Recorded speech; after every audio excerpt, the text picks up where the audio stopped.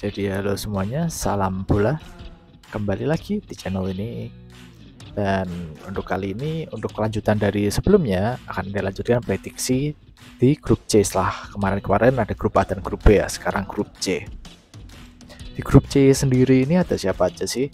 Yang pertama ada Argentina, yang kedua ada Saudi Arabia, Arab Saudi, terus ada Meksiko, dan yang terakhir ada Polandia. Jadi kita akan langsung masuk ke pembahasan tiap timnya. Oke, kita masuk ke negara pertama, yaitu Argentina. Argentina saat ini berada di peringkat 3 dunia dan pelatihnya adalah Lionel Scaloni dari Argentina. Dan Argentina ini punya modal yang cukup kuat untuk mengarungi Piala Dunia, yaitu sebagai juara Copa America 2021 dan baru saja menangi finalisima melawan Italia. Dan punya catatan yang apik lainnya, yaitu di kompetisi resmi mereka belum terkalahkan dalam 33 laga. Bahkan dalam kualifikasi CONMEBOL mereka lolos tanpa kekalahan satu kali pun. Dan untuk masalah utama Argentina di piala dunia sebelumnya, yaitu lini pertahanan, sekarang mulai teratasi dengan adanya pemain-pemain seperti Emiliano Martinez, Cristian Romero, Nahuel Molina, dan Nicolas Tagliafico yang membuat lini pertahanan Argentina jauh lebih solid daripada sebelumnya.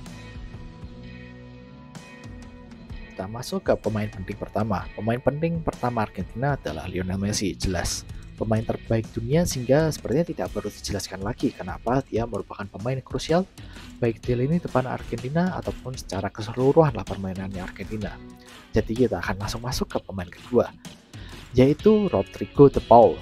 Rodrigo de Paul merupakan jenderal sekaligus otak di lini tengahnya Argentina dengan kemampuan passing, kreativitas, dan playmakingnya membuat Rodrigo de Paul ini menjadi jenderal yang sangat valid di lini tengahnya Argentina. Selain itu juga dia secara ofensif cukup membantu dengan sering melakukan long shoot. Lalu yang ketiga dan terakhir ada Cristian Romero. Cristian Romero merupakan pemain yang sedang menikmati masa kejayaan di Tottenham sebagai pemain andalan di lini belakangnya Tottenham juga di Argentina. Nah, Romero sendiri ini unggul dalam hal positioning, tackling, juga intersepsi yang membuatnya menjadi back yang sangat komplit. Oke, kita masuk ke perkiraan line up-nya untuk Argentina. Untuk formasi mungkin akan menggunakan 4-4-2, formasi yang cenderung digunakan oleh Scaloni. Untuk kipernya menggunakan pasti Emiliano Martinez. Kemudian kita mulai dari sisi kiri, untuk empat di belakang ada Nicolas Tagliafico, kemudian Cristian Romero, Nicolas Otamendi, dan di kanan ada Nahuel Molina. Kemudian kita akan masuk ke empat yang di tengah. Di sayap kiri mungkin akan dipasang Giovanni Lo Celso, di tengah ada Rodrigo de Paul bersama Leandro Paredes, dan di kanan akan dipasang kemungkinan Angel Di Maria. Kemudian penyerang di depannya, dua di depan akan diisi oleh Lautaro Martinez dan Lionel Messi. Oke, negara berikutnya ada Arab Saudi, Saudi Arabia. Di peringkat FIFA mereka ada di peringkat 53 dan pelatih saat ini adalah Hervé Renard dari Prancis. Arab Saudi ini untuk di kualifikasi Piala Dunia sejatinya punya catatan yang cukup impresif, di mana mereka lolos sebagai pemuncak grup yang berisikan Jepang, Australia, Oman, China, dan Vietnam.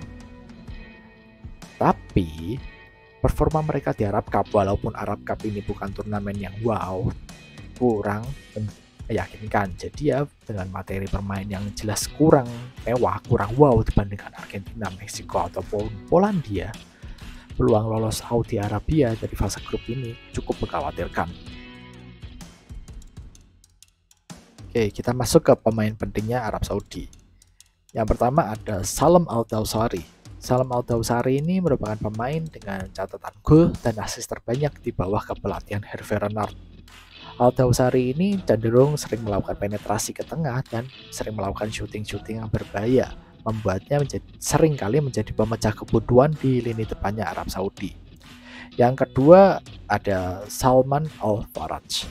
Jika Al-Dawsari ini cenderung melakukan penetrasi ke tengah, maka Salman Al-Faraj ini adalah pemain yang bermain melebar dan ia sering melakukan crossing atau umpan terobosan yang berbahaya yang mampu menusuk ke lini pertahanan lawan. Oke, pemain penting terakhir adalah Yasser Al-Shahrani. Yasser Al-Shahrani merupakan bek kiri yang jadi andalan Hervé Renard.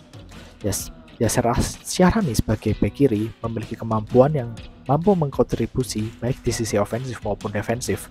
Di sisi ofensif dia mampu melakukan passing-passing yang berbahaya, dan di pertahanan dia sering melakukan tackle-tackle yang krusial.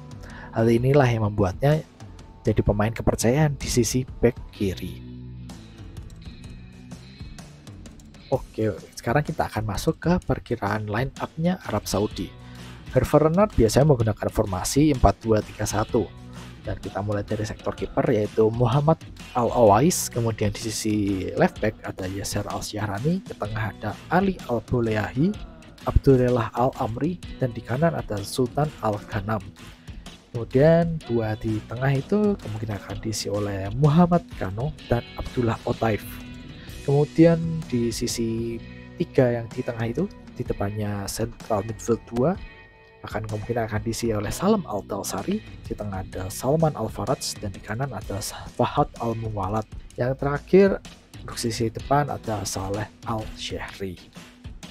Oke, negara ketiga yaitu Meksiko. Meksiko saat ini berada di peringkat 12 dunia dengan pelatih adalah Gerardo Martino asal Argentina. Meksiko memang tidak pernah diunggulkan untuk menjadi juara akhir di Piala Dunia. Namun tim ini selalu menjadi favorit untuk menjadi kuda hitam turnamen. Selain itu, dengan materi squad yang cukup bagus, ditambah tangan dingin Gerardo Martino bisa menjadi faktor tersendiri untuk Meksiko. Selain itu, di kualifikasi CONCACAF, catatannya pun cukup bagus. Mereka berakhir sebagai peringkat 2 dengan poin yang sama dengan peringkat 1 yaitu Kanada, yaitu dengan 28 poin. Dan catatan historis pun cukup mendukung Meksiko ya, dimana sejak Piala Dunia 94 mereka selalu lolos dari fase grup. Oke, kita masuk ke pemain pentingnya Meksiko. Yang pertama ada Guillermo Ochoa. Ochoa ini selalu tampil kesetanan saat membela Meksiko, di mana ia selalu menunjukkan performa yang spektakuler dan sering melakukan save-save yang krusial. Bahkan hingga saat ini, di usianya yang sudah 37, ya pokoknya sudah cukup senja, ia masih menjadi pilihan di bawah mistarnya Meksiko. Oke, pemain penting kedua ada Edson Alvarez. Edson Alvarez ini menjadi pemain yang cukup krusial di lini tengahnya Meksiko. Ia didukung dengan kemampuan menyusuri seluruh area lapangan dan passing yang cukup krusial, sehingga ia pun dapat memulai permainan dari area belakangnya Meksiko. Kemudian pemain ketiga ada Uriel Antuna. Di bawah Gerardo Martino sudah mencatatkan 9 gol dan 9 assist. Selain itu, ia juga menjadi pemain cukup krusial ya, karena cukup sering dimainkan di bawah Martino. Itu pun didukung dengan kemampuan kontrol bola serta kecerdasan passingnya yang membuat Antuna menjadi sayap yang sangat berbahaya. Oke, kita masuk ke perkiraan line up-nya Meksiko. Untuk formasi mungkin akan menggunakan formasi 4-3-3 dengan kipernya jelas sang kiper senior Guillermo Ochoa. Kemudian 4 di lini pertahanan ada Jesus Gallardo, Hector Moreno, Nestor Araujo, dan di kanan ada Jorge Sanchez. Kemudian 3 di tengah ada Orbelin Pineda, Edson Alvarez, dan Hector Herrera. Dan terakhir, 3 di depan kemungkinan akan diisi oleh Hirving Lozano, Raul Jimenez, dan Uriel Antuna. Tim terakhir di grup C adalah Polandia. Saat ini berada di peringkat 26 dan pelatihnya adalah Czeslaw Michniewicz asal Polandia. Polandia ini boleh dibilang dibandingkan tim-tim Eropa lainnya kurang begitu kuat lah. Namun secara materi squad sebenarnya cukup bagus kok. Salah satunya mereka punya penyerang terbaik yang dianggap terbaik di dunia saat ini yaitu Robert Lewandowski. Dan tantangan terbesar Polandia selain masalah kekuatan adalah mereka baru saja melakukan pergantian pelatih di awal tahun. Sehingga tentu masih mencari pola permainan yang cukup cocok untuk mereka. Untung ada UEFA Nations League yang bisa menjadi ajang bagi mereka untuk mencari kekuatan terbaiknya menjelang Piala Dunia. Oke, kita masuk ke pemain pentingnya Polandia. Yang pertama ada Robert Lewandowski. Robert Lewandowski ini terus menunjukkan ketajaman dan insting golnya di level klub secara konsisten. Yes, dengan performa yang luar biasa itu, tentu akan membuat pertahanan lawan menjadi ekstra waspada apabila Lewandowski ada di lapangan. Kemudian yang kedua ada Jan Bednarek. Jan Bednarek ini merupakan bek yang serba bisa di tengah, kiri, ataupun kanan. Dan Jan Bednarek ini juga punya kemampuan positioning intersepsi, dan juga duel udara. Dan kombinasi antara Bednarek dengan Kamil Glik tentu akan menjadi kunci permainan Polandia, mengingat Polandia cenderung bermain defensif. Yang terakhir ada Piotr Zielinski. Piotr Zielinski ini biasanya diplot sebagai gelandang serang, sehingga ia berperan sebagai playmakernya timnas Polandia. Ia didukung dengan kemampuan passing dan playmakingnya, serta kreativitasnya menjadikan Zielinski jadi pemain penting di lini serangnya Polandia dengan memberikan passing-passing yang mampu memanjakan lini depan Polandia. Oke, kita akan masuk ke perakhiran line up-nya Polandia. Polandia biasanya di bawah Czesław Michniewicz akan memainkan formasi 4-3-1-2. Kipernya adalah Wojciech Szczesny. Kemudian di lini pertahanan diisi oleh Bartosz Berezinski, Kamil Glik, Jan Bednarek, dan di kanan ada Metikes. Kemudian di tengah kemungkinan akan diisi oleh Szymon Surkowski, Grzegorz Krychowiak, dan Jacek Kurelski. Kemudian untuk di lini gelandang serang akan diisi oleh Piotr Zielinski. Terakhir di depan akan diisi oleh Adam Buksa dan Robert Lewandowski. Setelah review 4 tim tersebut, tersisa prediksi.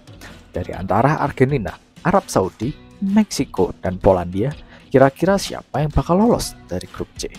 Dilihat dari materi squad, terus juga dari performa di beberapa laga terakhir, ya jelas cukup mudah untuk mengatakan bahwa Argentina dan Meksiko hampir menjadi kandidat terkuat untuk lolos dari grup C.